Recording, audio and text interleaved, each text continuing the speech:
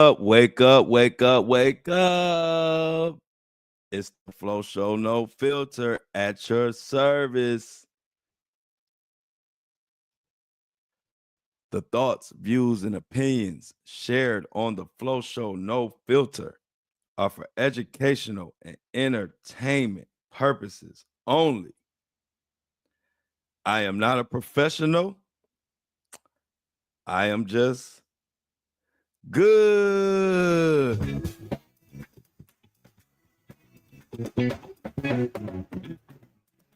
Ah, happy. Y'all know one of my favorite days of the week. Happy Taco Mother effing Tuesday. Good morning, good afternoon, good evening, late night, whenever you watching this. Hello. Get you a good taco today. Got a great show for you as always. Shout out to all my beautiful listeners, my beautiful viewers on Apple and Spotify, YouTube, Facebook, Instagram. I got a big family, and I got to thank all of y'all for coming together. Y'all know this is my favorite time of the day. I get to come in here and talk about all this crazy shit going on in the world. And today, I'm breaking Diddy down today, and the co-conspirator, the enterprise letter, what the hell is going on. We're going to dig into it a little bit. They playing games, but that's okay. You know, we don't mind if they play games because then they just make me start digging. And I start finding the information for y'all. I don't need them to tell us the enterprise letter. It's coming soon, though, y'all. But I'm going to give y'all a heads up. I'm going to break that enterprise letter down because they ain't really trying to hide nothing from us for real. If you just use the context clues and read the tea leaves, we already know who on that enterprise letter. And that's what we're going to talk about today, the co-conspirators who helped Diddy and who didn't. Can't wait to get into it today. Don't you hate when somebody keep telling you they're going to tell you something, and then when they supposed to tell you, then they make another excuse. And by the time 2 or 3 excuses in, you like, look, I don't even fucking want to know no more. I don't care what you're going to tell me. Just keep it to yourself. I literally, you get to the point where you literally don't even want to know anymore. That's where I'm at with all this Diddy mess and all this Diddy drama. Shout out to all the subscribers out there making it happen. I'm going to get to y'all a little bit later in the show. And thank you for everybody that went to and.onlikeit.com, the website for the Flo Show No Filter, where all our merch. Shout out to everybody that has purchased something. Y'all been showing up and showing out, and I greatly appreciate it. I ain't gonna waste too much time today, y'all. I don't have nothing to vent about, rant, none of that. We just gonna get into what's going on with Diddy. So, as you know, thank you for congratulations on the podcast. I appreciate y'all. I didn't know, I had no clue the podcast would blow up like this, y'all.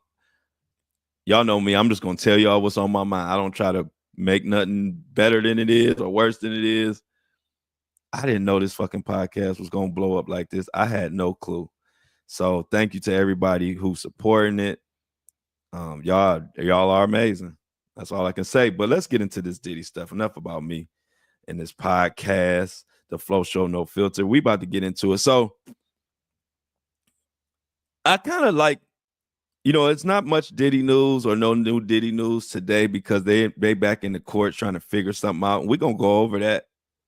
But I kind of like it when it's nothing that I have to talk about. Like there's no real huge breaking Diddy news today. Right now, we're waiting on the court date Friday.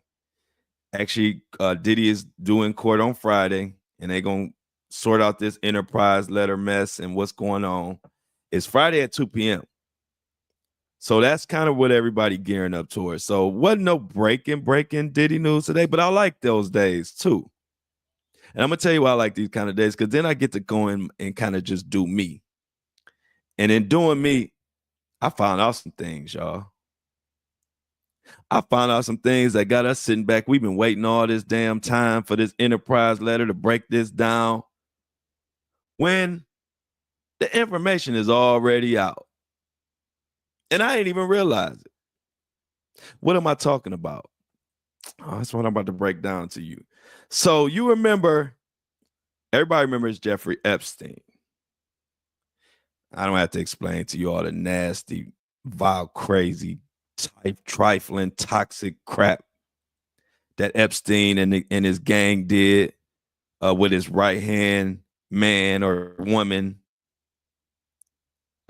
I call her Ghislaine. I know her name is Ghislaine. I know that. I nickname her Ghislaine for obvious reasons. Well, anyway, that case is literally the blueprint for this case. It's handled in the same district court. Very, very similar charges, very, very similar dynamics, which is more bad news for the diddler, aka Mohawk Diddy. It's more news that says that, like we always say, Diddy is cooked. Diddy is George Foreman. Diddy is air fryered. Diddy is cock-potted, waffle makered, and cooked all in one. At this point, you might just have to throw his ass in the microwave, because the feds and the prosecution literally already have the blueprint for this indictment and for this trial. And literally all they had to do was swap out names. Swap out Epstein, and put in Diddley. Mohawk Diddy. Take out Ghislaine, or you want to call her Ghislaine, and put in who I'm about to talk about today. And today, I'm going to talk about Ghislaine. But Ghislaine is to Jeffrey Epstein as Kristina Khorram is to Diddy. And she's been flying under the radar for a while, because I've been having to keep y'all up to speed with all the breaking Diddy news. But Kristina, I got time today, baby. So you ain't flying under the radar no more today. I get to do me today.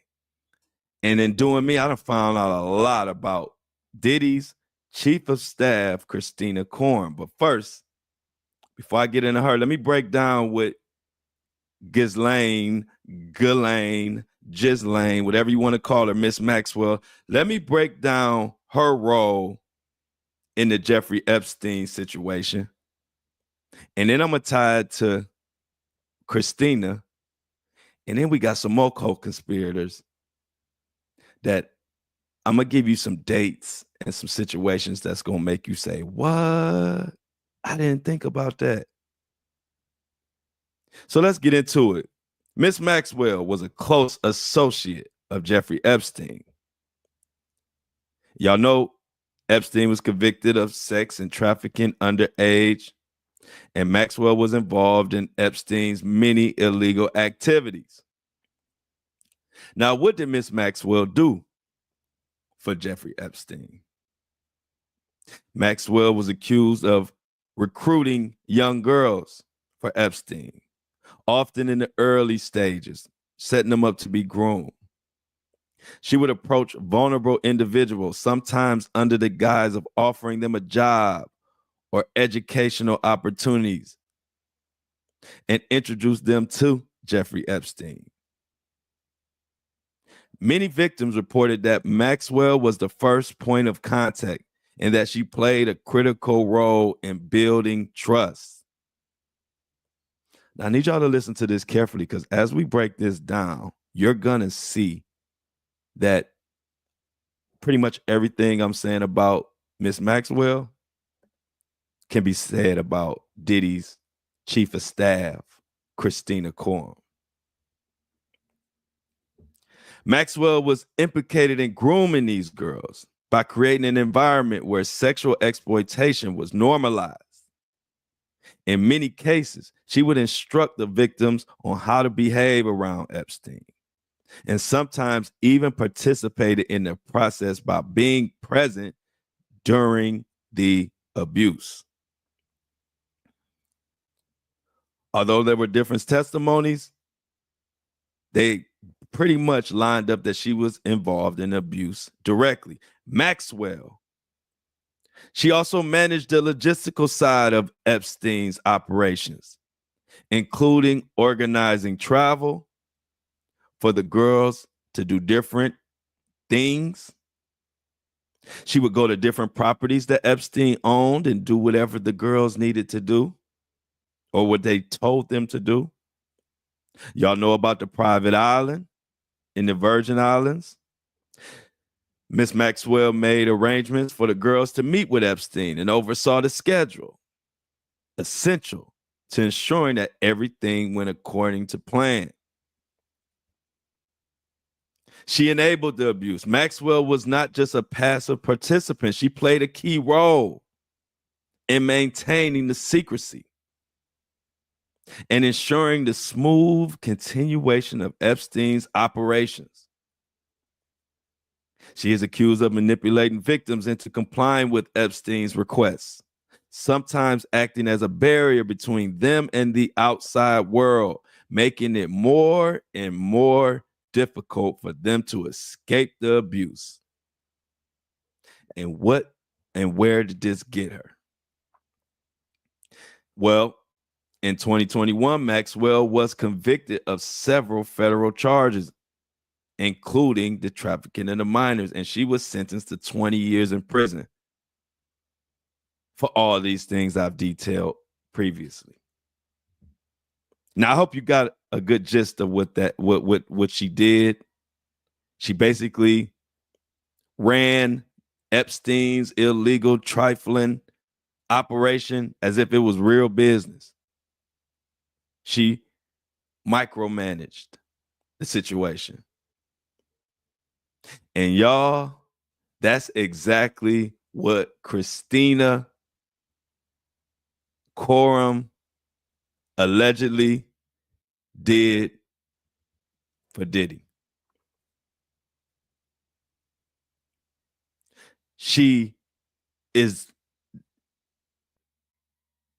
It's great detail. If you read into Diddy's the Little Rod, y'all know the big lawsuit that Little Rod put down. He detailed what Kristina Khorram did as chief of staff with Diddy. Now, why am I talking about Kristina Khorram? Because I can pretty much guarantee she's in that enterprise letter. The enterprise letter of Diddy is going to spell out what he did and as far as his businesses and his company and how it was ran and who ran it and who helped.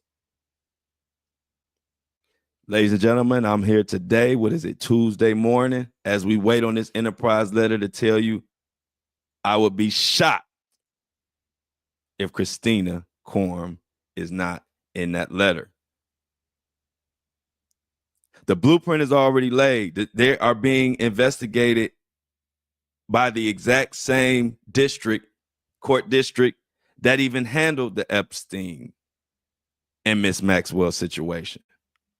So they ain't doing nothing but copy and pasting names at this point, which is another thing that's bad news for Diddy. They've already handled this exact situation. And there's so many similarities, they pretty much fit in the same box. So now that I gave you that background of Maxwell, Ghislaine, aka Ghislaine, let me show you how that is so similar and compares to what Kristina Khorram did for Diddy.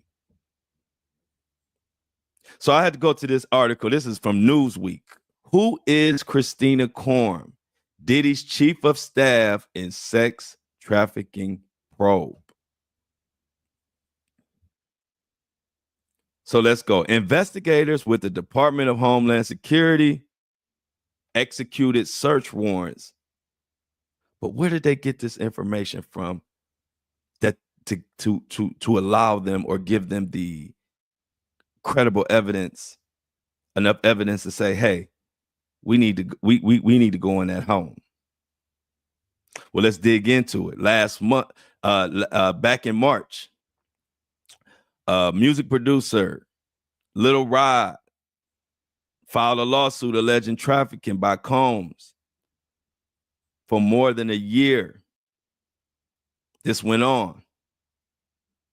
In the lawsuit, Combs' chief of staff, Kristina Khorram, is compared to the British socialite Ghislaine Maxwell, who is the former girlfriend of Jeffrey Epstein.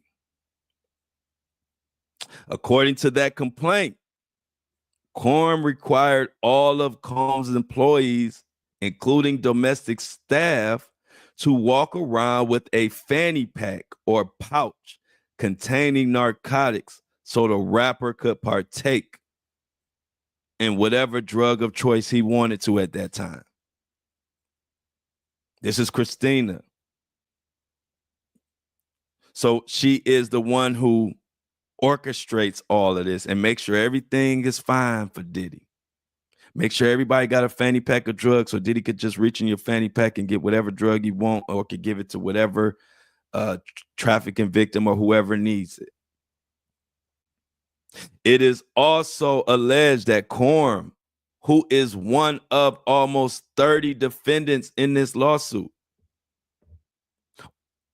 personally ordered sex workers and prostitutes for Mr. Combs. And I use the term Mr. loosely.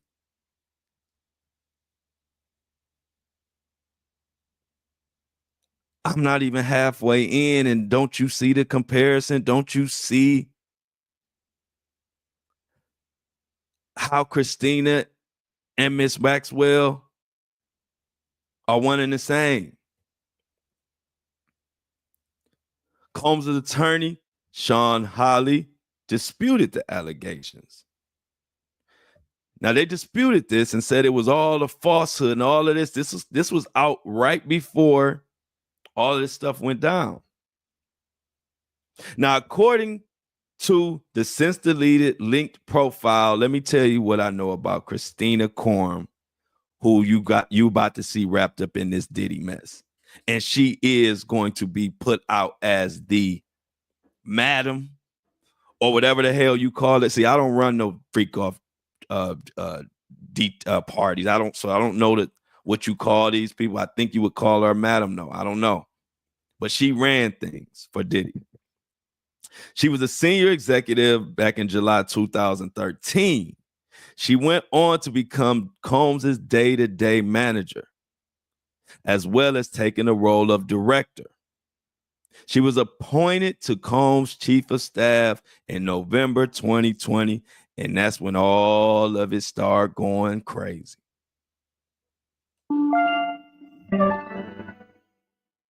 Now, she had a bachelor's degree in business, and she also worked for Burberry.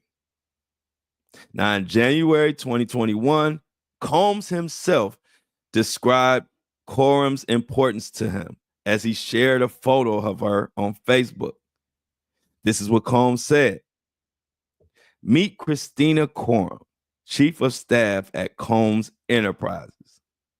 Kristina, aka KK, keeps everything in my life and my business running. Now that's so Diddy. She keeps everything in your life and your business running, which means she did everything. Okay. Continue. She's been my right hand for the last 8 years and has consistently proven to execute and get shit done. Don't know how I'd function without her.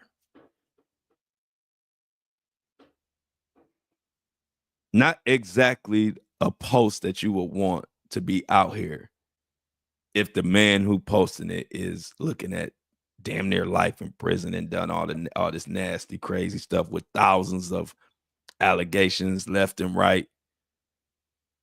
I don't think you want to be in his face in one of his big Facebook posts, but that was the post.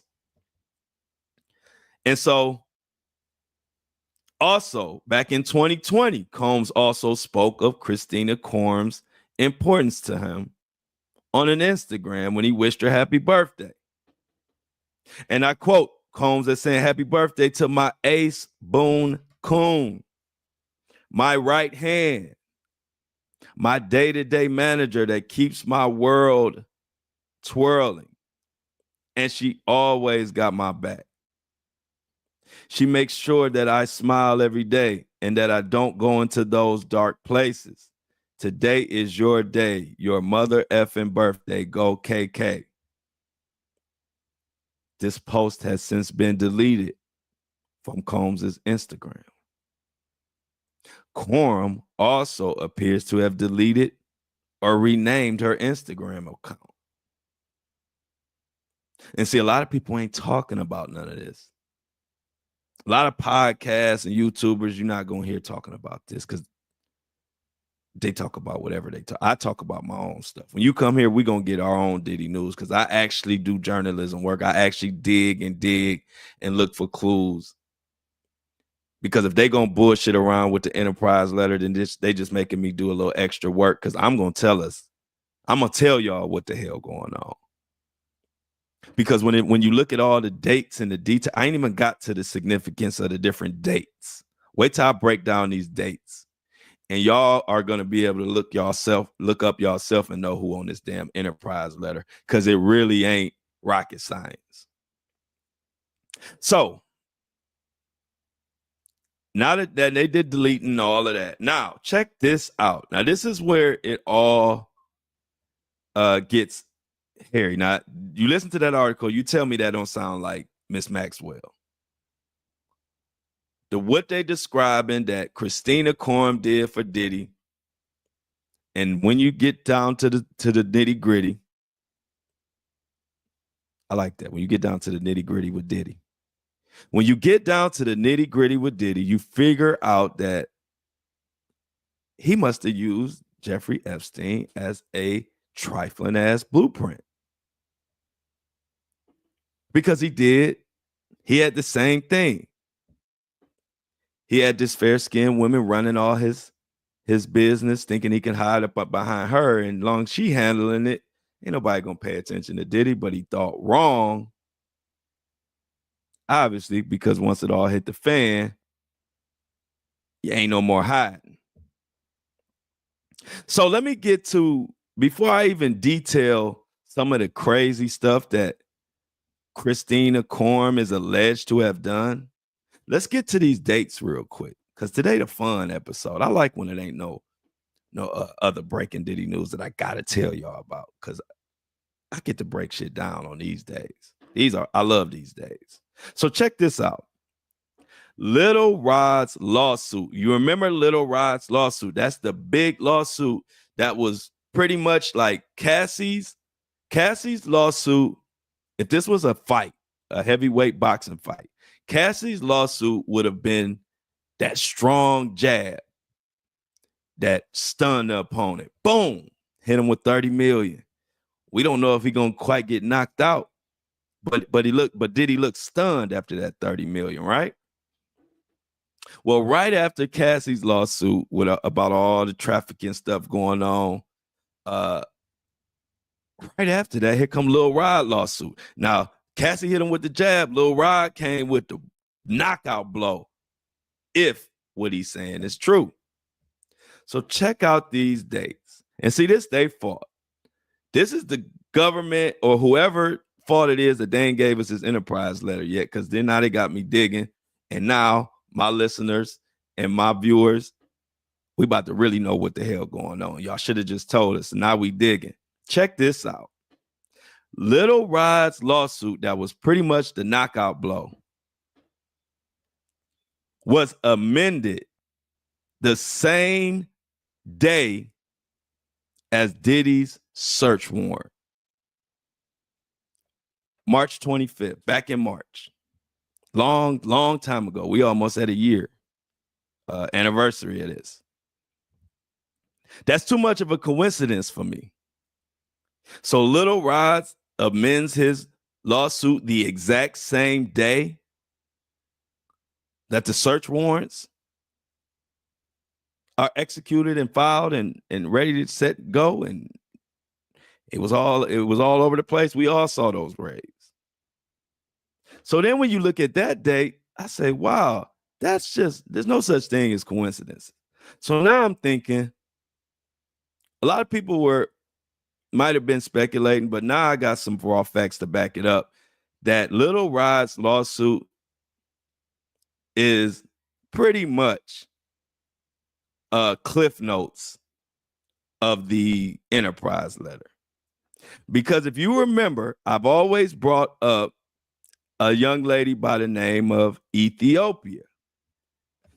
Ethiopia was another young lady who came out immediately and said some interesting things after she was implicated in helping Diddy and being part of his team. She was up there with Lucy and Grange, Kristina Khorram, all the top people in that lawsuit. So check this out. Diddy, so Ethiopia was like the CEO of Uptown. She was implicated. But guess what she did? And she did this on March 23rd, which would have been 2 days before the raids. Oh, we got some good stuff cooking today. And you ain't going to get this nowhere. You're not going to get this type of breakdown on no podcast, no YouTube. I hate to break the bad news to you, because people just regurgitate what everybody else saying. I don't even listen to other people because I don't want to regurgitate what they saying. When you come to this show, I want to make sure you getting some flow shit. So Ethiopia, she's a big time exec, CEO of Motown, all type of different high positions. But when she got implicated, this is what she told the court. And I quote, Ethiopia says, I have personal knowledge of the facts set forth herein, which are known to me to be true and correct. And if called upon to testify as a witness, I could and would competently testify. In other words, Diddy's ass is brass. He got these people who were involved or know this or know some information. They are throwing Diddy under the bus in seconds. It's almost like people can't wait to flip and testify. But let's get back to this date. So then their lawyer wrote to the judge. So they wrote the letter. Here's the letter. I am writing to provide your honor with an update regarding the above referenced matter on behalf of the plaintiff. On March 21st, plaintiff entered into an agreement with the defendant, Ethiopia. Under this agreement, in exchange for a declaration that will be appended to the forthcoming amendment complaint, the plaintiff has agreed to dismiss all claims against Ethiopia with prejudice. Now, I know it's a lot going on right now, so let me explain to you. This is March 23rd. It's no coincidence that 2 days after Ethiopia said, I will sing and tell every piece of Diddy's trifling business that I know. Please don't prosecute me. 2 days after that, Diddy's homes are raided. Search warrants in place. Case ready to be taken to trial. Now, what did Ethiopia tell them? Hell if I know. But I know she said something. And I know those dates is all too close together to not mean something. So, as far as that enterprise letter, you're going to have people that are either not in that enterprise letter because they've been removed because they have went from co-conspirator to witnesses, or you got people that's going to be in there because they didn't need their testimony. They didn't need their testimony. They didn't need them at all. So they just going to have to fight the case and tell what they want to tell. So what are some of the things that Kristina did that just don't sound right? Because there are quite a few things. And Ethiopia would have knowledge to a lot of it. And it's very funny that she immediately was removed from the lawsuit with all this nasty stuff going on. And not only is she removed, she puts out a letter and filed a letter saying she'll tell whatever she needs to tell. But not only that, 2 days later, the search warrants that we all know about, the Diddy raids. So there were different instances that happened with Little Rod and Kristina. One time, Little Rod, if you recall, Little Rod said, knowing that Kristina ran everything, Little Rod went to Kristina. He said, he told her, he said, I don't appreciate the way Diddy just grabbed my balls the other day. Patted me on the behind, whatever. And allegedly, do y'all know what Kristina Khorram, a.k.a. Miss Maxwell Jr., do y'all know what her response was, allegedly? She said, Lil Rod, that's just Diddy's way of showing that he likes you. In other words, man, you're going to keep working, you're going to keep producing, and if Diddy want to grab your balls here and there, you're just going to have to deal with it. This is what we running over here. This is what Kristina was on. Often Kristina would be in the bathroom, allegedly, when Diddy would be in the shower naked, taking a shower while his workers were forced to all be in there holding a meeting while this trifling asshole is naked. No respect. None. Even having Kristina to say, hey, I'm going to go ahead and remove myself since you ain't got no clothes on. It was all a big joke. Well, it ain't funny now. Funny how? Let me remind you some of the names that were in that Little Rod lawsuit. Because if you like me and you tired of them playing games with this enterprise letter and you understand how all those dates correlate, if you want to get your own information, look up the Lil Rod lawsuit. Lil Rod's lawsuit is basically the superseding indictment in the enterprise letter all in one. It's just that you have to weed out some of the information that's in that lawsuit because some of it don't apply criminally. But when you look at it, check out some of these names. Meek Mill, Usher, Stevie J, the Negro that keep bothering me. You in this lawsuit with all this nasty stuff and you got time to come on my page, Stevie J, you something else. You a wild boy. Also, Cuba Gooding Jr. You remember Cuba Gooding Jr. was alleged to be fondling and grabbing men parts that weren't supposed to be grabbed. He wasn't grabbing his own. He was grabbing Lil Rod's and whoever else.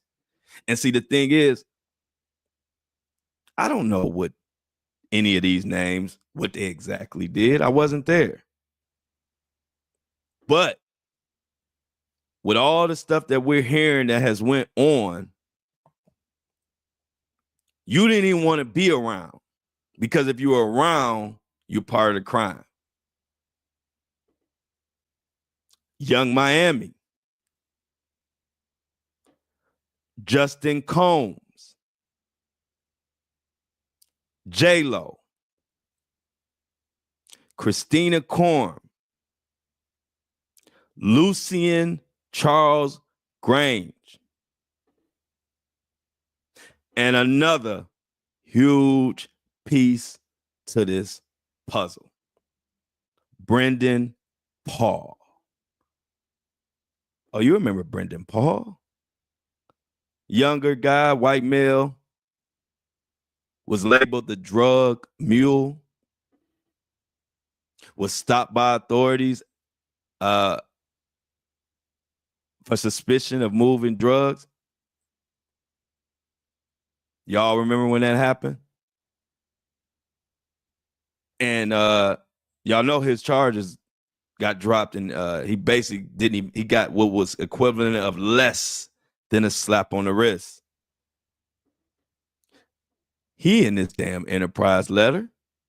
We don't need them to tell us that. Because one thing about a criminal activity is you're not about to trust too many people. So Diddy trusted Kristina Khorram. You heard it in his own words. His operation couldn't run without her.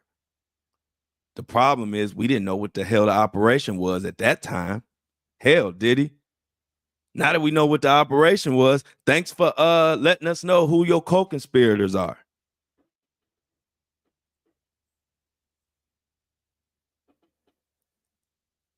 Brendan Paul didn't get anything done to him. He got busted, but he free as a bird. Do we need the feds to tell us that Brendan was involved? Kristina Khorram was involved? Shit, we already know that Ethiopia, the CEO of Motown, I don't know if she's the ex-CEO of Motown, I don't even know if she's still employed, but we know she was labeled in the lawsuit of knowing and being involved in a lot of this nasty trafficking crap. And she immediately said, I'm telling everything I know.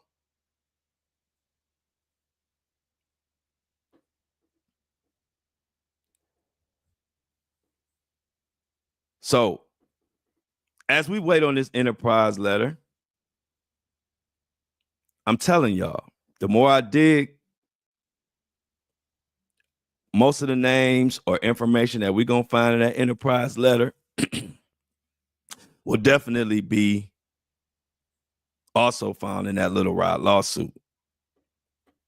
Now, what we got going on Friday? Well, they had Diddy's team wanted to know what the names were and some of the victims' names and basically what's going on with the co-conspirator Enterprise letter. They wanted to know some of the information.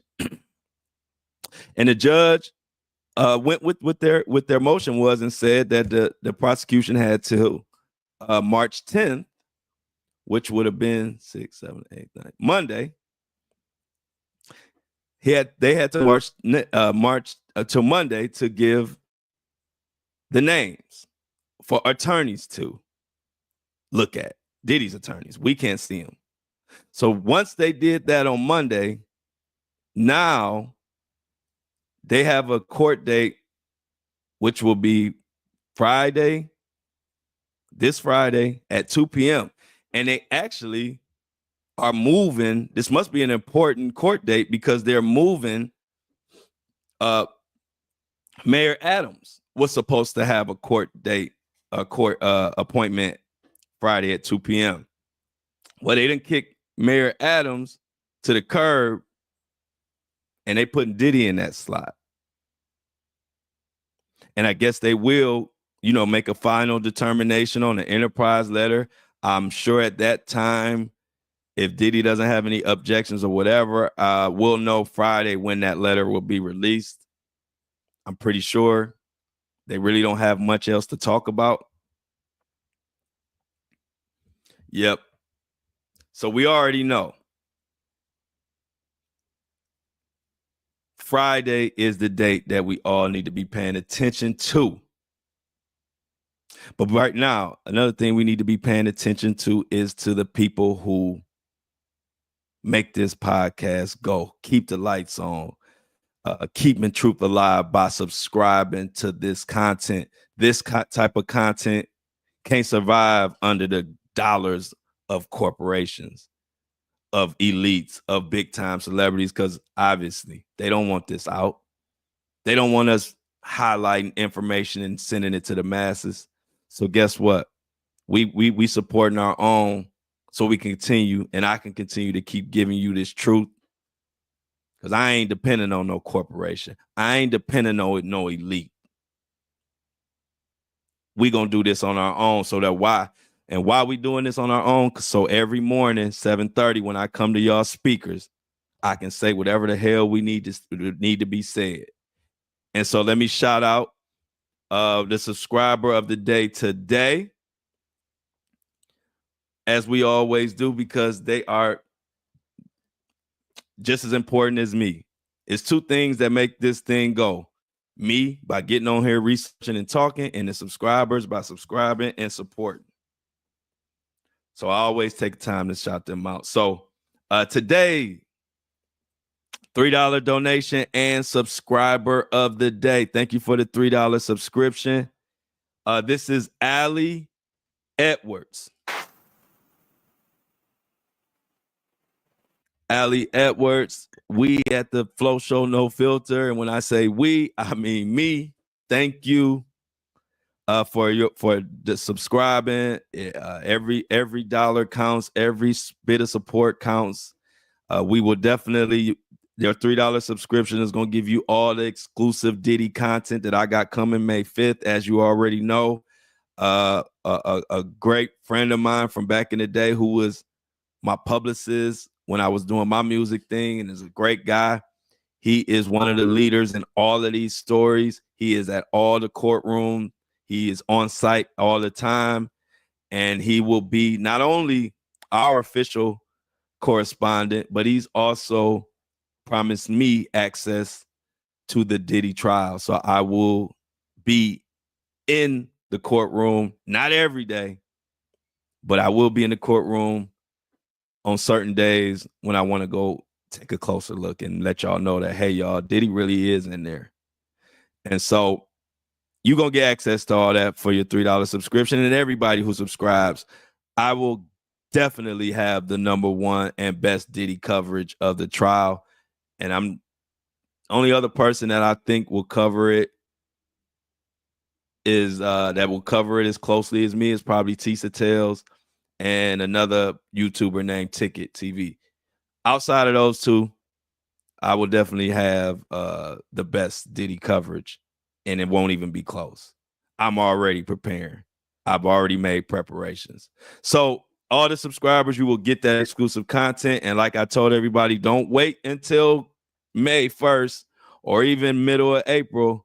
Subscriptions will go up by that time. So I'm trying to tell all my day ones, don't wait, because what I don't want to hear is people complaining, why is the subscription higher now? Because I'm telling you now, all my day ones, y'all can get into it at whatever price you want to get into it now. But once flight reservations are booked and I'm flying back and forth to the Diddy trial, y'all know the subscription is going to have to go up. But don't wait for that. Let the Johnny Come Latelys pay that price. Y'all get in now for the minimum. And I appreciate every last one of y'all, like I always say. It ain't even just about the money. We got so many people in this community that even if they don't have the money to subscribe or money to buy any merchandise, they sharing my podcast. They telling the world. They getting more people hip to what I'm doing over here. They spreading the message. And that's just as important as any amount of money. So we all work together on this podcast. Also, andidon'tLikeIt.com with all the merchandise is going crazy. Everybody's been asking me about the black And I Don't Like It shirt. When is it coming out? It will be out Friday. So if you want a black And I Don't Like It t-shirt, it will be out Friday. And I'm trying to get the hat. So maybe the hat too, but for sure the black And I Don't Like It shirt will be out this Friday. Check it out. Cop you one. Cop me one too if you want to. But also, we will definitely try to get a hat. Trying to style the right hat to go with the And I Don't Like It gear. And the Flo Show No Filter hoodie is also going, and the shirts. Appreciate everybody. But check that out for this Friday. Now let's get back into Diddy, Mo Diddy. I'm over here rapping. Let's get back into Diddy, y'all. So, the Diddy Monster. Friday, I told y'all that. Put that on y'all calendar, 2 p.m. We should know what the hell is going on with this Enterprise letter. But guess what? They always say revenge is a dish best served cold. Guess who has a new album dropping on this as the Diddy trial starts? Our boy from back in the day, Mace. Y'all remember Mace? Bad boy. They make you feel so good. Remember that? Remember Mace? Mace is doing this thing now. He got the Is What It Is with Cameron. If a lot of people know, Mace was one of the most vocal people telling everybody that Diddy been ain't shit. And if y'all didn't understand that sentence, that's some Cleveland talk. When you go to the hood, and if they want to say that somebody has been a jerk for a long time or has been a piece of crap for a long time, they'll say so and so been ain't shit. So if they were talking about me, they would say, man, Flo been ain't shit. And that's I love that line. That's a Cleveland line. The sentence is all jacked up. But even with the sentence being jacked up, you know exactly what it means. If somebody say, hey, you been ain't shit, you be like, dang, I can't even quite understand it, but I know it's not good. So Mace been calling out Diddy. And back in the day, a lot of people didn't want to hear what Mace said. They was thinking it was sour grapes. They were thinking that Mace was just hating. But Mace was the first one to say, Diddy, you stole everybody publishing. You been shady. You and your mama. You putting stuff in your mama name. All this stuff that's coming out now, Mace been saying this for years. Mace carried when Biggie died, and we all don't know what the hell was really behind Biggie's death, but that's a whole nother podcast. Diddy. But Mace been said that that his mother, he was hiding money with his mother, and Mace was saying one of his most famous clips is when he said, yeah, I'm saying it because I'm alive, and you saying it, and other people ain't saying it because they dead. Craig Mack can't speak out about your ass because he dead. Biggie can't speak out about your ass because he dead. Black Rob, all type of people. Mace was like, they dead, but I'm still here. And Mace was calling them out, but nobody really wanted to hear him. But I was listening because I've always been a Mace fan. Well, Mace got an album coming out on May 5th. And it's clearly something to it.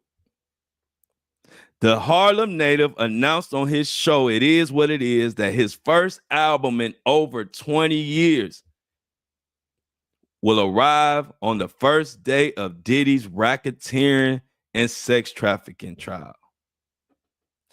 On March 7th, Mace revealed to Cameron that I got a track list and y'all can't wait to hear it.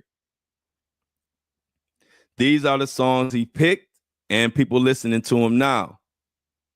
When Clarette asked when Mace is planning to share the music, he said May. However, he said May 25th, which has a lot of people confused. However, Diddy's trial is set for May 5th.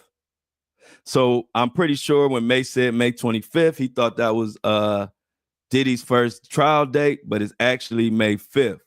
So Mace will probably have to move it up to May 5th. I'm pretty sure he's going to do that. If you know Mace like I know Mace, he going to come and spill some crazy beans. Is only reason why he would be dropping it on the first day of Diddy's trial. Diddy did Mace foul. Remember back in the day, we used to be like, man, whatever Diddy did to Mace had to be terrible because Mace immediately ran. He became a pastor trying to get away from the satanic, devilish bullshit that Diddy was up to. And Mace was blackballed and Mace wrote all those records when Biggie died. All those hit records were wrote by Mace after that. It was Mace's pen that carried Bad Boy Records after Biggie we lost Biggie tragically. And Mace didn't get a dime. I think Mace said Diddy paid him early when Mace first was signed. Mace didn't know nothing about the business.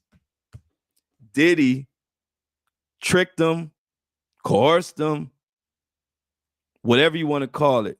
He bought Mace's total publishing, all his publishing money, all of that for $20,000. His masters, everything for $20,000. So after that happened, Mace, after he wrote all those records, did all that stuff, he wasn't getting a penny. And this is the type of practices that Diddy got away with for so long. And then maybe about a year before Diddy was picked up on all these crazy charges, he started giving back everybody they publishing. After he, for one, stole everybody's money. But if y'all remember, Danity Kane was talking about it. The Locks, a lot of the Diddy artists were talking about. I wonder why all of a sudden Diddy is trying to give back everybody they publishing. Well, we later found out that he was doing it because he knew this trifling freak-off mess was on the horizon with his freaky ass.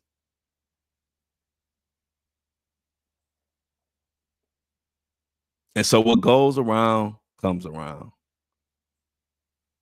And after all these years of Mace and all the bad boy artists, even artists I know who got screwed over by Diddy that y'all might not even know. I don't want to speak for Sherry Dennis, but if you remember Sherry Dennis, if any of y'all bad boy fans or R&B fans will kind of remember Sherry Dennis, me and Sherry Dennis grew up together. Me and Sherry Dennis went to the same school district, Shaker. Sherry went on to be a signed R&B singer to Bad Boy back in the day when we were all young. We all love Sherry. And Sherry she come from where I come from, so we not the type to just throw messy stuff out to get clout. We don't do that. We rather not have the clout where I come from because we don't care about clout. Clout don't mean nothing in Cleveland. I remember when I was running around with all my big money friends and all that from Atlanta. We went to Atlanta. You know, they got Rolls Royces, big money talk, all that. They were pulling up. And I told them, I said, it's a different world in Cleveland. It's not like Atlanta. They didn't believe me. They was pulling up on women left and right, getting shot the hell down in their Rolls Royces. Cleveland different.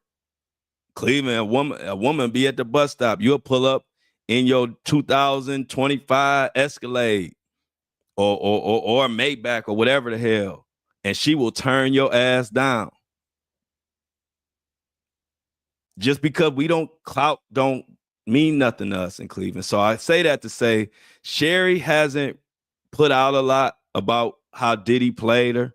So I'm not going to speculate or put nothing out, but I am going to say Sherry I've been knowing Sherry.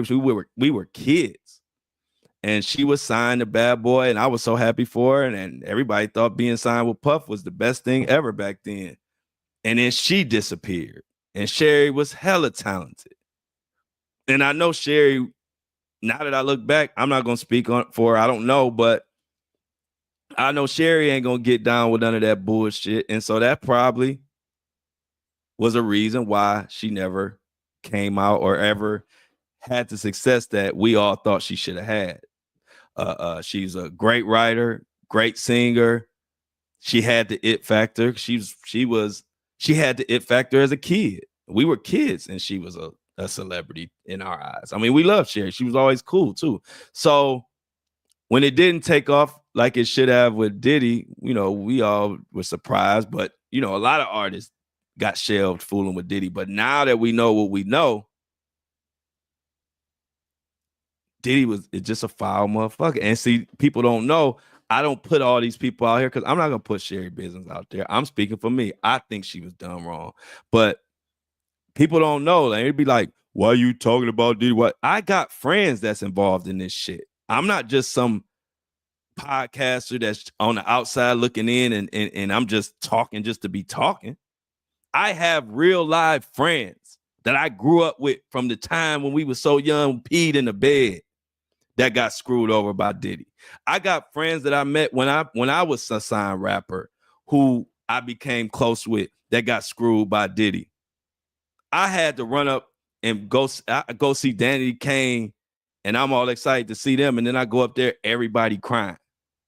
And I can't understand why everybody crying. I had no clue how much of a monster Diddy was. So when people wonder why I'm covering Diddy or why I did this or why I did that, that's why. I was there. I know these people. I know people that haven't even come out with a lawsuit yet who were screwed over. And so y'all know me. I don't discriminate whether it's Diddy or DoorDash or Trump or Elon or Biden or Jay-Z or Ashton Kutcher or Leonardo DiCaprio or Ellen or whoever. Walmart, Target, I don't care. If the people need to be spoken, if I need to speak up for people or bring awareness to some shit, damn it, that's what I'm going to do. So to everybody worrying about me covering Diddy or worried about mad because I'm speaking on Elon Musk or any of that, anybody getting mad about any of that, y'all know what I'm saying. Y'all know my saying. Grab you a pair of flip-flops and kick the hell out some rocks. Because this is what I'm going to do. This is what my subscribers subscribe for me to do. They don't subscribe for me to come on this bitch talking about the sky is blue and somebody just saved a cat from the tree. They can go to CNN for that. They come and they subscribe to the Flo Show No Filter because they know when they press play, you going to hear some shit that means something from somebody who is genuine about what they do. I don't give a damn about being famous, rich, none of that. I give a damn about living in my purpose, and that's it. That's why I don't get upset about comments. Y'all know my saying. I just be happy that y'all give a fuck. Don't ever look at me to get upset about anybody or anything being said in the comments or fan mail or anything. Because the minute you typed to me, you told me you give a fuck about what I'm saying and doing. I won. That's my only point. That's my only position, is to know that I'm on here and I'm doing what my subscribers is asking of me to do. So I will continue to dig. And if they're going to want to keep hiding Diddy information or keep telling us one date but not telling us what the hell going on, I'm going to keep fucking digging. So we shall see what tomorrow will bring. But I tell you this, whether they tell us what the Enterprise News or whatever, I'm going to do some more digging, and I'm going to dig into see who else on this Enterprise letter. Today I told you about Kristina Khorram. Today I told you about Ethiopia, the young lady that worked CEO for Motown. We talked about Brendan Paul. I listed some of the celebrities who are on that Lil Rod list. So tune in tomorrow. because I'm gonna continue to deep dive.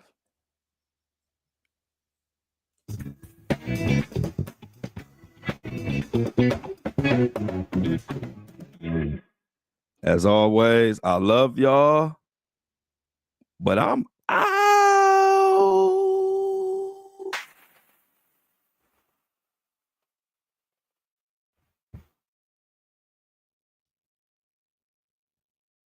Yo, yo, yo.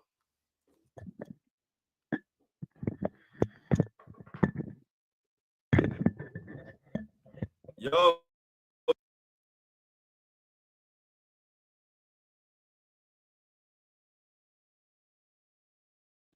Another one in the books.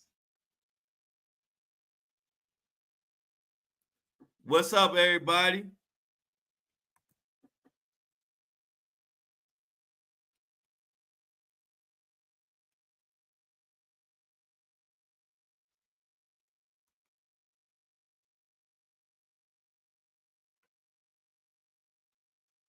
What is going on?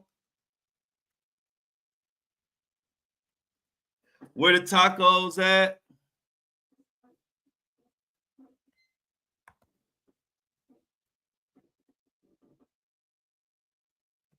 But you know we about to get started. We got to get Apple and Spotify together. Give me a second. I'm glad to see everybody. The breakfast crew is in the building. Shauna, Mini Me. Who else I see in there? As I get Apple and Spotify ready. What we got going on after Apple and Spotify together, I want to talk about that Wendy Williams situation. So after we get Apple, Spotify together, I'm about to come break down the Wendy Williams situation. That situation is getting on my damn nerves. So I want to talk about it. We're going to definitely get into that. So let me check this out. Give me a second. Let me get the music going. Give me 2 seconds to get Apple and Spotify loaded up. And Wendy Williams and what's going on with her.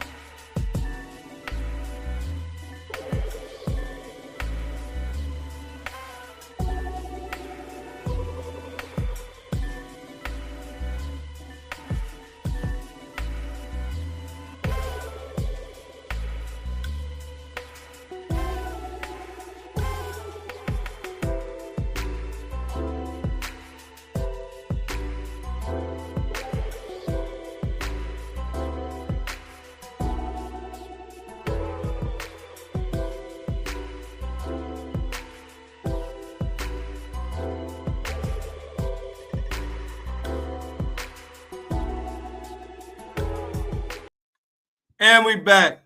Now, as Apple and Spotify get loaded, I want to say hello to everybody. Amy in the building. Michelle, Shauna. Let me give a shout out to everybody in the chat. Please like and share the live. I got in where my Facebook people at. Ivan Jones is in the building. Always good to see my Facebookers in the building. This is the spot. So as they getting that together, I want to go into this Wendy Williams mess. Now, you know, she was rushed to the hospital after she wrote a note of help. So I want to talk about this news bites. Wendy Williams rushed to the hospital after shocking help note. This is written by Vanita Jane. Hey, y'all, Amy late. Y'all gotta tell Amy we can't be late. So check it out. Former daytime talk show host Wendy Williams was taken to a New York hospital on Monday after a concerning incident at her assisted living facility. Williams, who has been residing at the facility's memorial ward amid her fight with frontotemporal dementia and aphasia, reportedly tossed a handwritten note from her window reading, "Help, Wendy." The note led to an urgent police welfare check and ambulance transport for evaluation. Williams' ongoing struggle with guardianship, notably, Williams has been under court order guardianship since May 2022. Her guardian, Sabrina, had previously described Williams as cognitively impaired and having dementia. However, Williams has maintained that she is mentally sound. After her transfer to the hospital, a psychiatrist reportedly claimed that Williams' mind is intact. So the hospital said, Wendy, all right. At Lenox Hill, she was subjected to a capacity test, a psychological examination scoring a 10 out of 10. So what's going on? What's up with all this Wendy Williams mess? If she fine, why she been going through all this? Now, these results are expected to be submitted to the judge in Williams' guardianship case. Last month, her guardian informed the judge she would consider a new medical evaluation, offering a potential breakthrough in Williams' long-drawn battle in her guardianship. The judge, agreed to that. So this is getting out of hand. And I'm going to need somebody to help Wendy Williams out.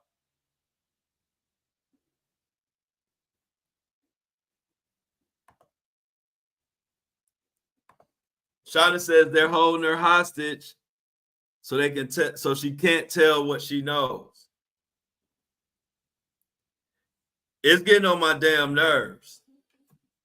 I know that.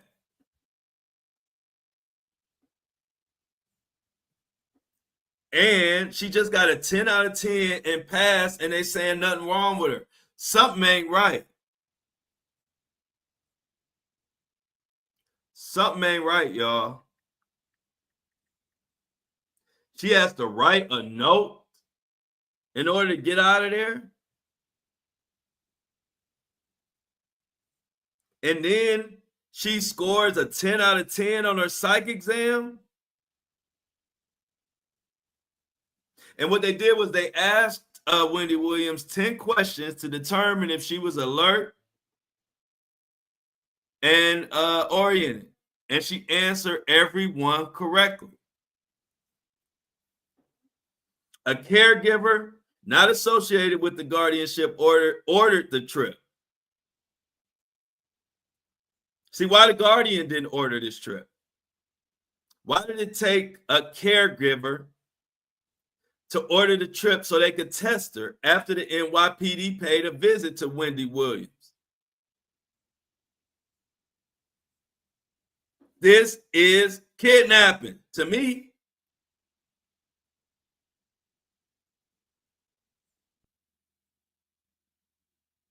In addition, the NYPD Adult Protective Services has launched its own investigation into the guardianship.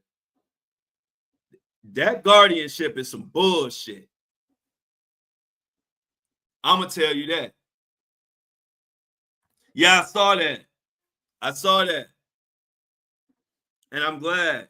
And thank you for that information, Michelle. ASAP Rocky lawyer is going to take her case. And ASAP Rocky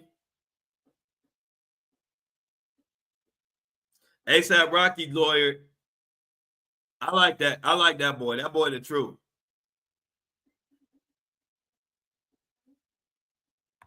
Yeah, we got to check into that.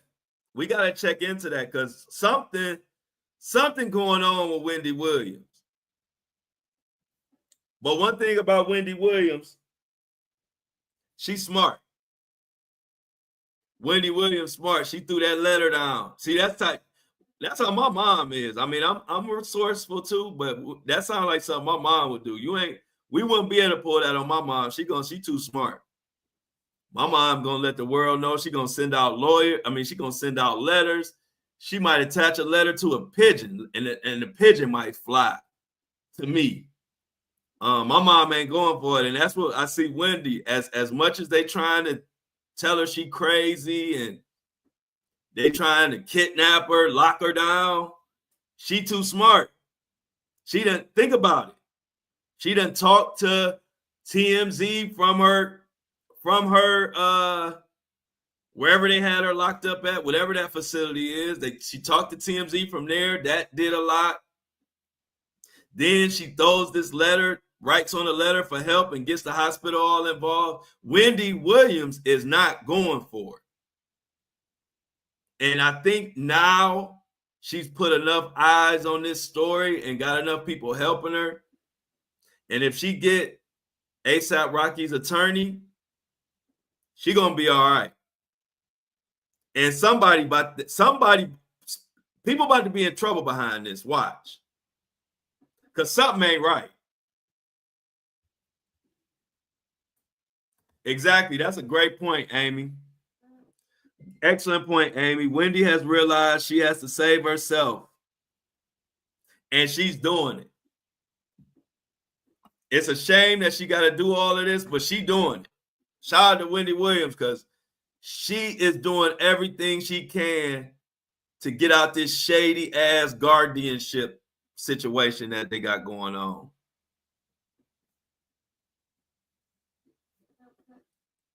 So let's continue to keep an eye on Wendy Williams. You know, it all started when she was taken away by an ambulance after she dropped that note, and they came and got her. Shout out to the ambulance. What else we got going on? So we're going to keep an eye on the Wendy Williams situation. Hopefully she get it handled now.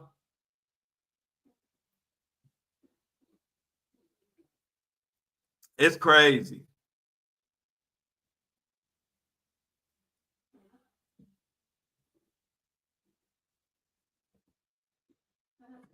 Yeah, they definitely being paid to take her for her money.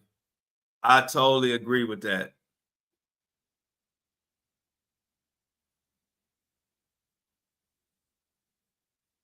So let's see what else we got going on as we wait for Apple and Spotify to get loaded.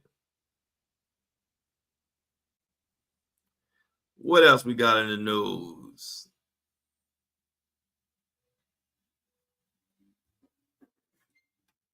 We went over that.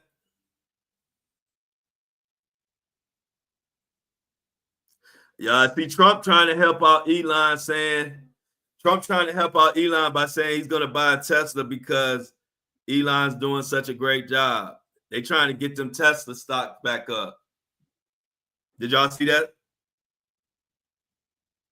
They ain't slick. Big Meech and Lil Meech are back together. If y'all saw Lil Meech, he posted on Instagram, and I quote, "Before I ask God for anything, I made sure I asked God to bring my father home to my family and I. My prayers were answered. I love you, Dad. Death before dishonor." This was basically a post that was directed towards Diddy. I can't get Diddy name out my fucking mouth from this morning, but no Diddy. But that was directed at 50 Cent. So and then in that same post, he showed a FaceTime. Let me see if I can show it to y'all. Damn, this thing tripping. Y'all can't see it. But that's a bag full of money. So I guess Floyd had a bag full of money and was showing Lil Meech on FaceTime, and then he posted it. So I don't know. So y'all know 50 Cent about to come out with something. He about to say something crazy. Another thing, did y'all see what happened at the Lil Bootsy show, which was back in my neck of the woods, Akron, which is right down the street from Cleveland. If you know, Akron is for where LeBron was born, and actually Steph Curry was born in Akron. But Bootsy had a concert, and 2 people ended up getting shot the fuck up. The shots were fired at Bootsy's appearance at an after party. It was an after party that Bootsy had in Akron. I try to tell people, man, quit playing with Akron and Cleveland.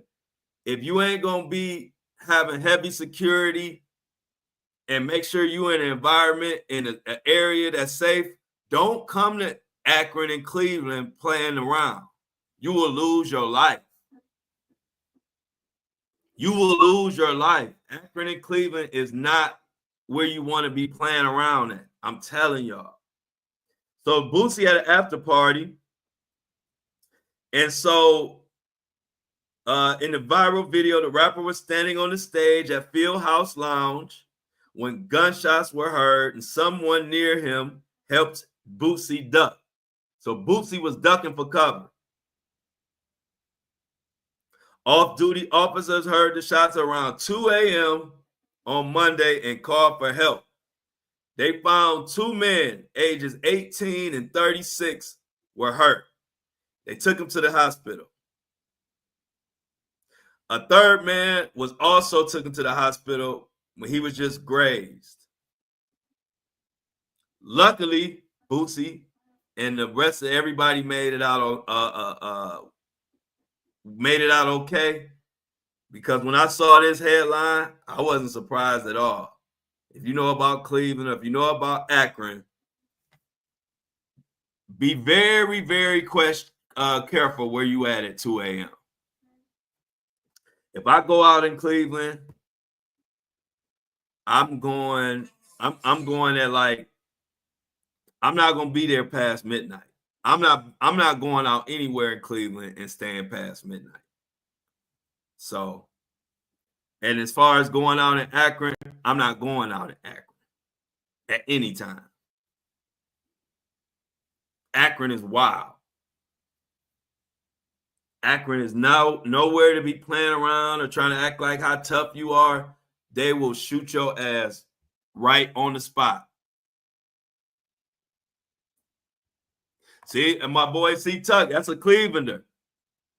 Hey, C Tuck, tell them about Akron and Cleveland, but tell them about Akron and Cleveland. It's not for that. That's why I try to tell people, like these celebrities or different people that's coming at me, don't come at me, man. We don't give a fuck in Cleveland about nobody.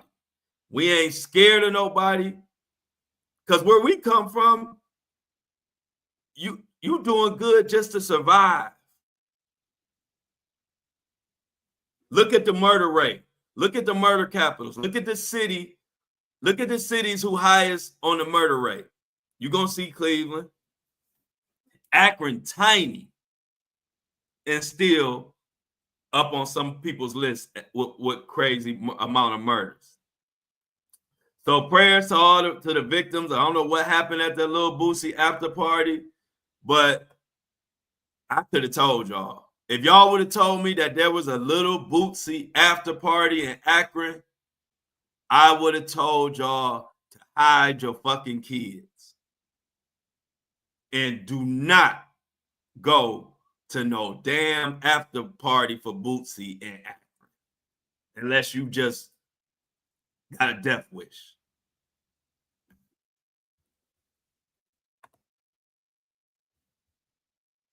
Exactly. Cleveland ain't even the state capital of Ohio, but we the capital of murder. Sad, man. Anybody that went to a Lil Bootsy after party in Akron, Don't know I don't know who idea that was. I don't know who idea that was. Don't ever Lil Bootsy after party. No. Akron, no. The way my jaw didn't drop when I read that headline. My jaw stayed right here. My jaw didn't drop to the floor when I saw it was a shooting at a Lil Bootsy after party in Akron. I was like, of course there was.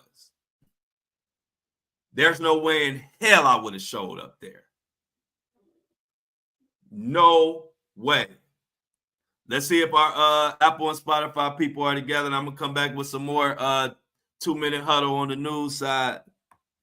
Don't ever go to no Bootsy after party in Akron.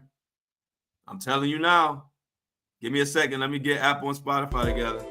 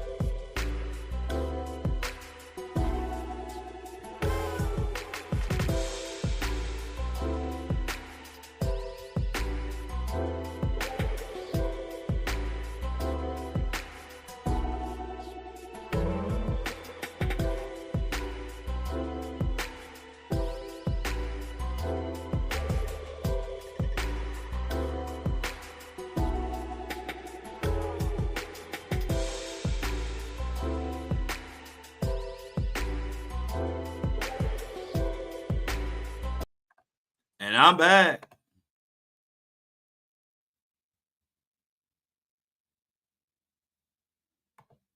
I hear you, Amy. I feel you. I'll be right out there with you. It's certain areas you just don't. I would never go to no Bootsy after party in no damn Akron. Never. It'd be crazy because the first question don't even be why are they shooting? The first question usually be what was they even doing over there? See, Tuck ain't never lied, y'all. That's how wild Cleveland is. And Akron. You don't even say why was they shooting. You don't question the shooters. You question the people of why they were even there. That's so true. Cleveland, it's like, hey, why was y'all even at a Bootsy after party in Akron? But I'm gonna get off of that. But yeah, y'all, that was Apple and Spotify is already together, just so y'all know. But that was not surprising.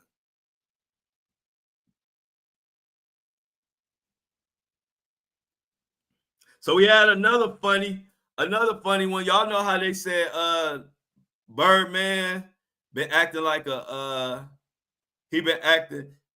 Birdman been acting like an old man on tour with all his speeches. And remember, y'all said he took a heroin nap.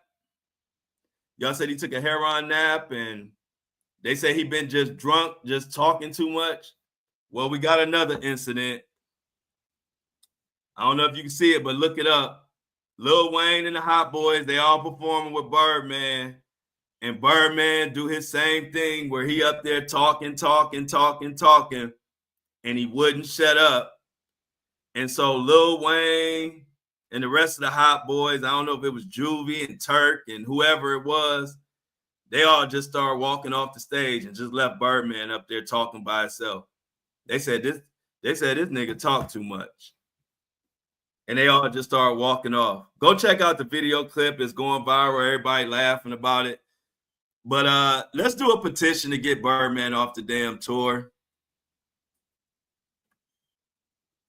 They definitely need a rehab tour. Get Birdman. Somebody get Birdman home. Because he just doing too much on tour right now. What else we got?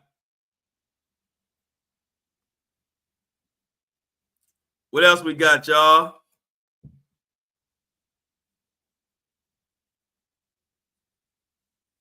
We got oh, how about this? Did y'all see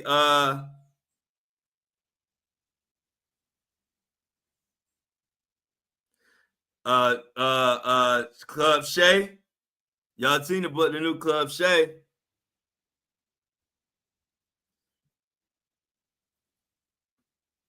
Portia Williams reportedly made a move for a portion of her and Simon $7 million home before he was detained by ICE. Simone, who was Portia Williams' ex, detained by ICE. Portia Williams reportedly made a move to make sure she secured a portion of her Atlanta home weeks before he was detained by ICE last month. So Simone, my bad, Simon, according to the court papers obtained, Williams Return Housewives stars is seeking division of each party's rights according to the agreement. This thing getting serious. ICE ain't playing. I've been seeing ICE detaining people left and right on my timeline. We also, I was looking for an update in this case. We also have a second suspect arrested in the hazing death of the Southern University student Caleb Wilson.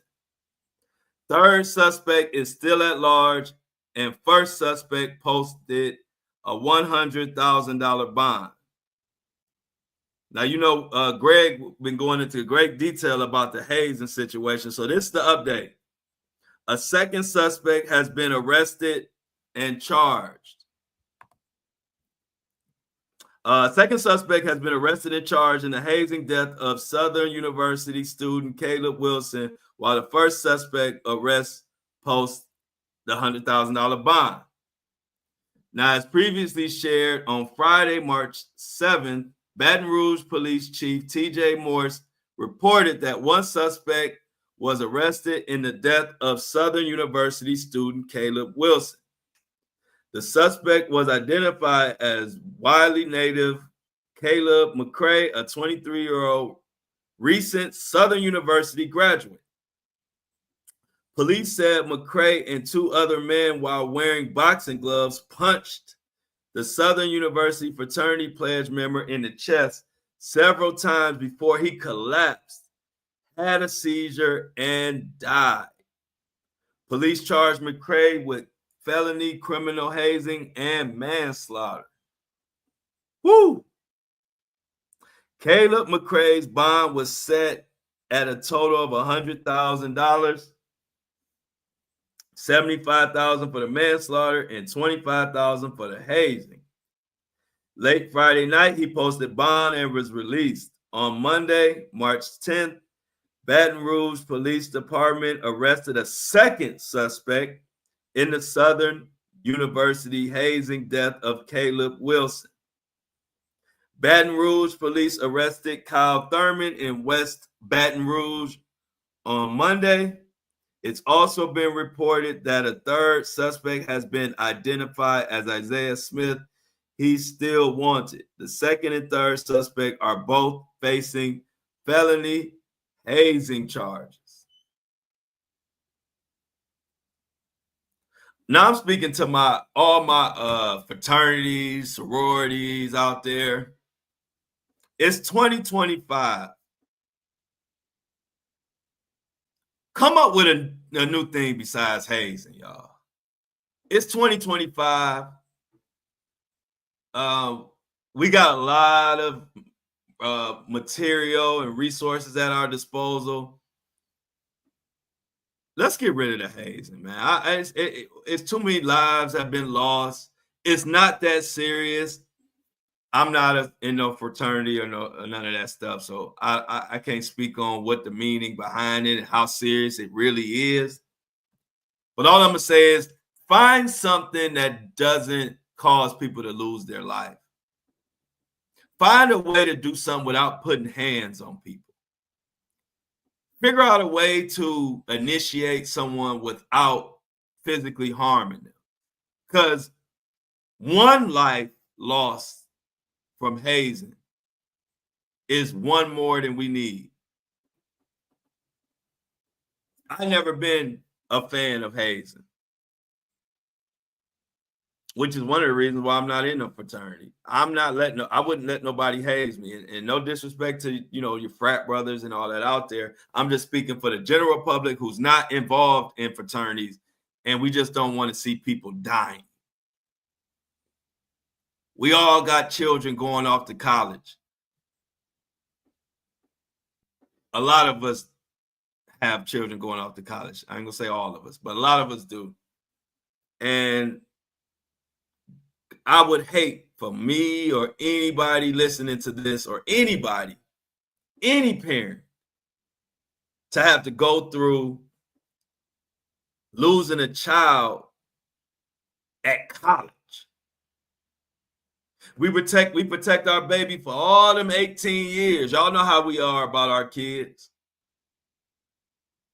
Shit, the other day, my best friend's son went to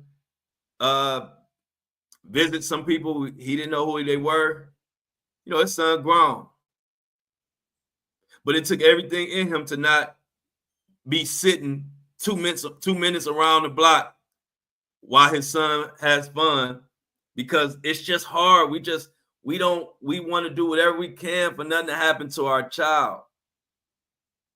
And so to do that, and then we send them off to college where we think they're safe and they're about to spread their wings and fly and become whatever they want to become. And then a parent has to get that phone call that their child life has been cut short because of some stupid ass haze. Because y'all can't figure out another way to do something besides punching him in his chest to the point where he collapsing and having seizures. What the hell is this barbaric bullshit y'all doing? Somebody needs to step up and say something. Because it could be your child one day. It could be your child. It could be your child. It could be anybody's child. Eliminate that hazing bullshit, man.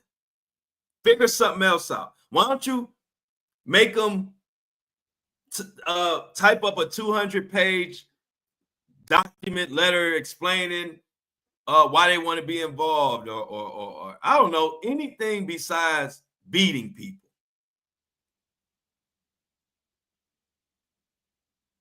I don't want to talk too much more about that, but I just don't get it, man. Like, figure something else out.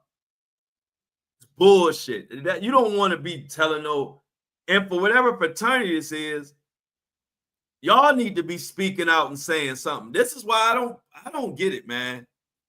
And that's why I ain't joined one. People lose their life, and I've seen this on black fraternities, white fraternities, all kind of fraternities. They love it.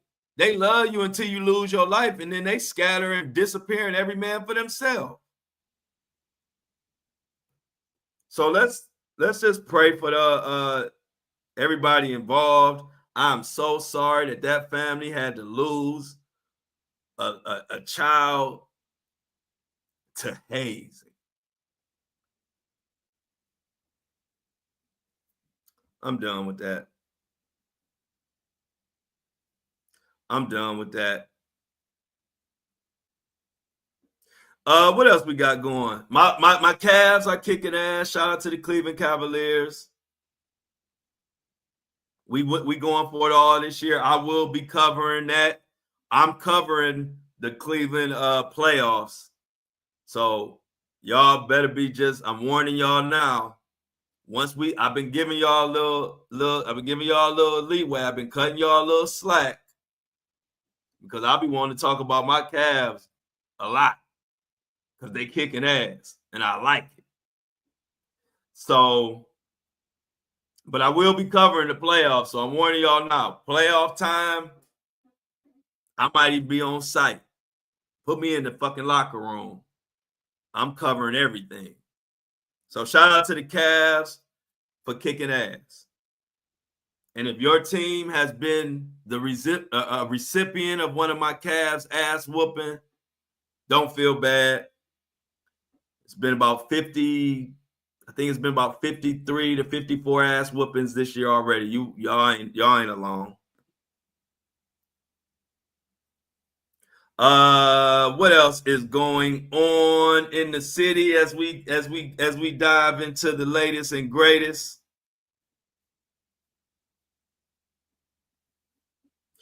Bedford Heights. Man, there's so much sad news where I'm from. I just gotta skip some of it. I don't want y'all to be scared to come to Cleveland. Because it ain't that bad. You just gotta know where you're going, and you can't be. I don't advise 2 a.m., 3 a.m. I don't advise being out at that time at all. Just so we clear. But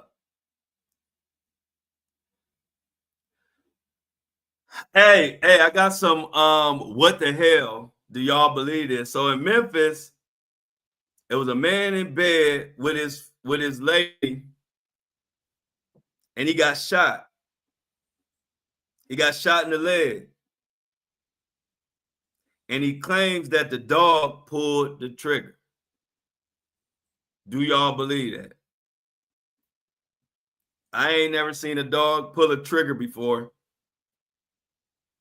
But if they say so. Oh, y'all remember that family of the Kansas City, the family that was deceased, of the deceased Kansas City Chiefs fan?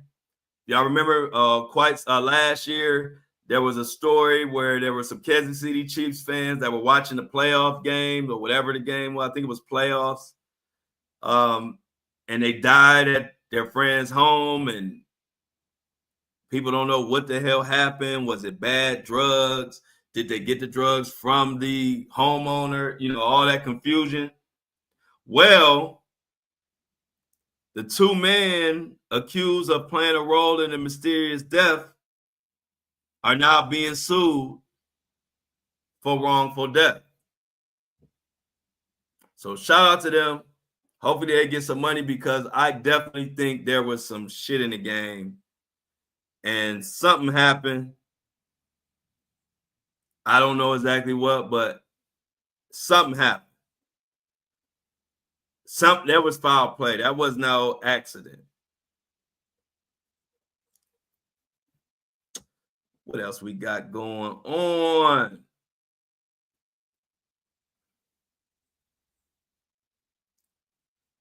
Any good news?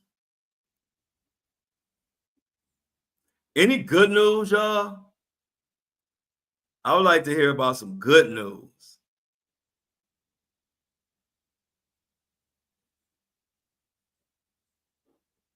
There's a lot of fake news going on, but I don't see no good news.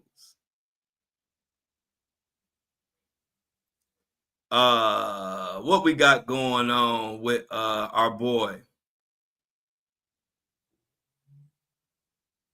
Oh, your boy Stephen A. Smith. If you watch Stephen A. Smith or used to watch Stephen A. Smith back in the day, Stephen A. Smith will be on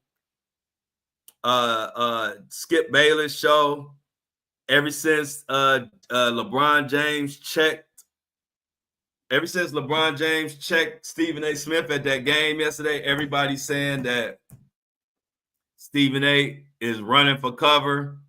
And so now Stephen A. is getting back with Skip Bayless. If y'all remember, Stephen A. and Skip Bayless used to be on First Take back in the day. They kind of originated a lot of this debate forum show. And, Stephen A. went on to do his thing and become the biggest thing in sports media. And Skip Bayless has fell off the face of the earth. But it appears, I didn't think I would ever see Stephen A. and Skip Bayless back together, but it appears that Stephen A. and Skip Bayless are reigniting kind of in the same way as everybody kind of united against Drake. So now it's like Skip and Stephen A., the LeBron haters, are linking up. I don't really care too much about Skip Bayless, but I do want to see what Stephen A. and Skip Bayless are going to say about LeBron, because I think they're going to be going all out against LeBron together. So let's keep our eye on that. And before we get out of here, let's see if we got any breaking Diddy news. Y'all know what that Odell Beckham situation. Odell Beckham did come out with a statement. If you remember yesterday, I was calling him out saying, you need a statement, bruh. You need to come out with a statement. And Odell Beckham came out with a statement. Let me find it right here so I can read you what Odell Beckham's statement was. I think that little statement he came with, trying to act like it was no big deal, I told y'all that wasn't gonna cut it. And I swear it's almost like they listened to this podcast, because after I said that, he came with a better statement that actually said he didn't do it. But check it out. This is Odell Beckham. And what we're talking about is, y'all remember, Odell got pulled into one of the lawsuits to Diddy, saying that he engaged in graping and all type of other stuff. And so this was Odell's follow-up statement after I called him out saying, you need a real statement, bro. I have been informed of the allegations about me in the lawsuit in California. I really can't even believe that my name is mentioned in that matter. There is absolutely no truth to those allegations. I do not know and have never met the person that filed the suit. I was not anywhere near Orinda, California at that time. In fact, I don't think I have ever even been to Orinda, California. I have never done anything like that, and I would never do anything like that to anyone. I'm confident that these ridiculous claims against me will be dismissed. So that is his official statement. I don't know if y'all believe it, but innocent until proven guilty. But I tell you one thing, that statement is better than this other statement that he came out with when he was like, boy, I tell you, this statement is the one I said ain't gonna cut it. Boy, I'll tell you what, this world makes absolutely no sense. I am covered by God. He will prevail. I know who I am. I know who you are. Keep your head. That name will be cleared. Shit's stupid. I knew that statement wasn't going to cut it. And remember yesterday I told y'all, I said, Odell better figure out, he better come out and say something. He better come out and say he didn't do it. He better be a little more clear, because that statement ain't going to do it. And sure enough, he came out with that other statement. So we're going to see how this play out. Now, officially, Drewski has spoke on it, and Odell Beckham has spoke on it and claimed their innocence. We shall see. Because the things in this lawsuit, they saying that Diddy, Shane, Odell, and Drewski caused physical injury, severe mental and emotional distress, pain and suffering, mental anguish, and loss of enjoyment of life. Defendants' unlawful actions were intentional.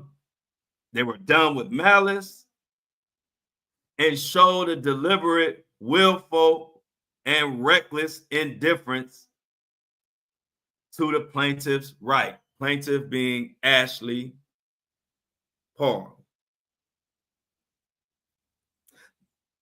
The amount of damages sought herein exceeds the judicial limits of all other courts which would otherwise have jurisdiction. So, as far as Odell Beckham, I hope what he's saying is true. I hope these things didn't happen. I hope they didn't, because they sound trifling, but I still can't get over seeing Odell Beckham in a weird corner having Justin Bieber do something. So I don't know what's going on. We shall see. But a lot of people are saying they ain't surprised, and Odell Beckham has been addressed. Even Candace Owens has questioned whether Trey Songz and Odell Beckham have more to do with this Diddy mess than we all may think.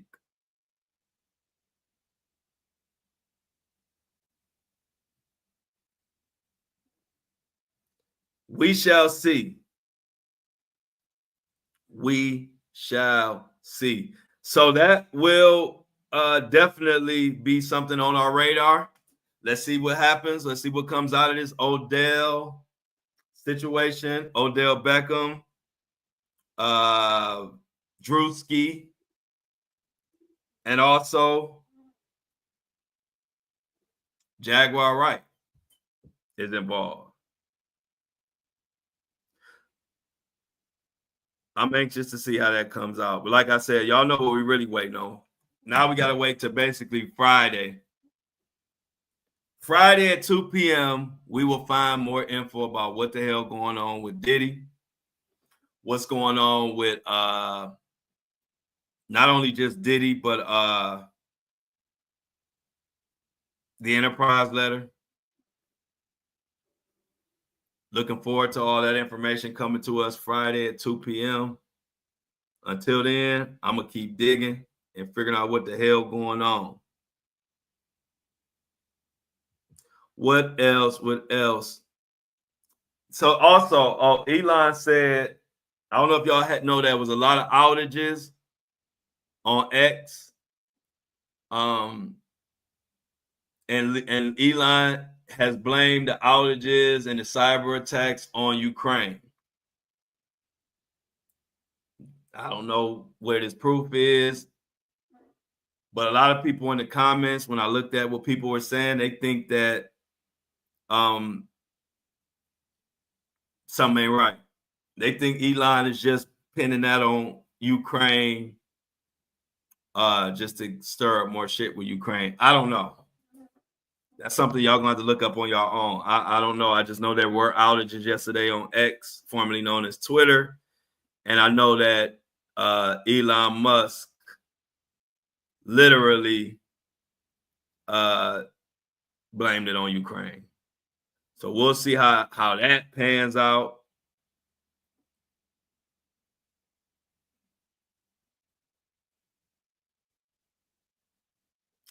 Southwest Airline is look like they're gonna be on the chopping block next. I'm not gonna say why because it hasn't come out yet, but let's Pay attention to what Southwest doing, because people for some reason are really pissed.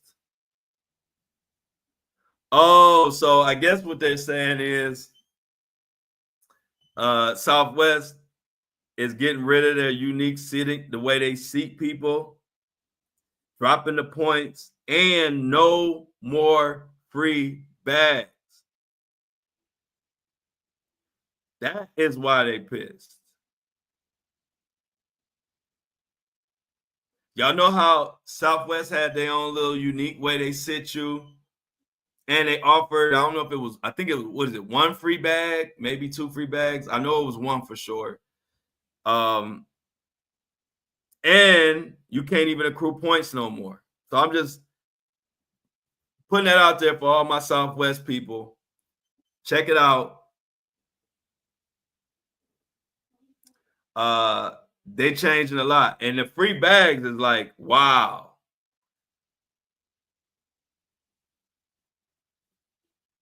What people are saying is like basically Southwest is turning into Spirit. And so the many people who complained about it, Southwest actually responded. They said, thanks for reaching out to us. We know the policy updates are a big change for our customers. We hear you and understand you're disappointed. Your feedback will be shared with our senior leaders, and we hope to merit your future consideration, as we'd love to have you. Southwest Airlines customers are pissed. And I don't blame them. Because it's getting to the point where these airlines is charging for everything. I think Frontier charge you if you want a boarding pass now. You got to pay for that. And I ain't talking about your boarding pass fee that you pay when you get your ticket. I'm talking about if you go to Frontier and you say, hey, my phone is about to die, so I don't want to have it on my phone. Can you just print me up a boarding pass? They're going to say yes, and that will be $15. I don't know how much it really is, but they are charging if you want a copy of your boarding pass. Airlines are getting ridiculous. If we're not talking about they're crashing into each other left and right, if we're not talking about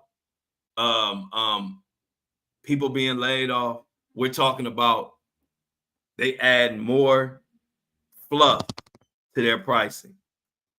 And Southwest was one of the few airlines who were still giving free bags. That's coming to an end. Now they all getting on board to the simple fact is now they charging for everything. If you want to, in a minute, they're going to be charging for air. You're going to have to pay for air on the flight. You're going to look around, customers going to be, why you ain't breathing, dog? I'm out of air. So I got to hold my breath until we land. It's getting ridiculous.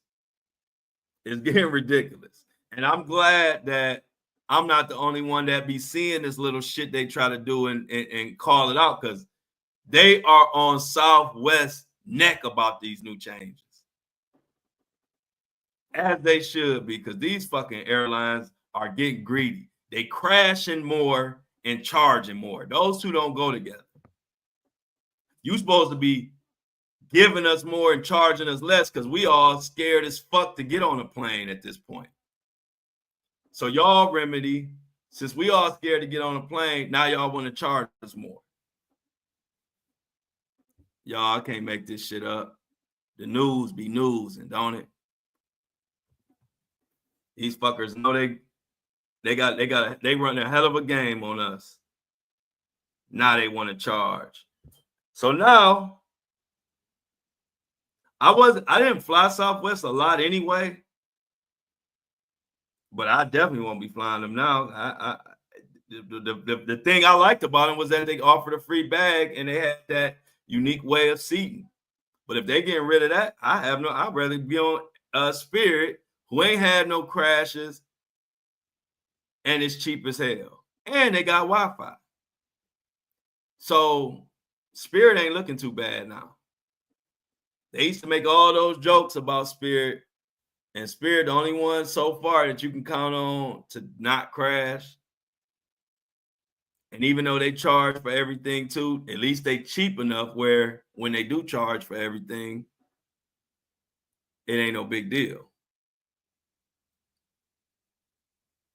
So y'all, everything is all set. I'm about to get up out of here. Let's get the I don't like. Let's get the I'm outs in the chat. Exactly, Amy.